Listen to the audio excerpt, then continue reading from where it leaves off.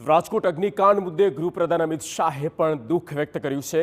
બે મુખ્યપ્રધાન સાથે વાતચીત કરીને જાણકારી મેળવી છે તેવું અમિત શાહે કહ્યું અને તંત્ર દ્વારા બચાવ કામ અને ઘાયલોને મદદ પણ આપવામાં આવી રહી છે।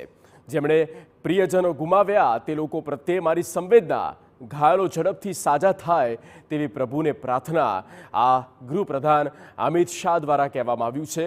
તેમણે પણ આ હિન્દીમાં ટ્વીટ કર્યું છે અને તમામ બાબતોને લઈને તેમણે નોંધ લીધી, સંવેદના પણ વ્યક્ત કરી છે।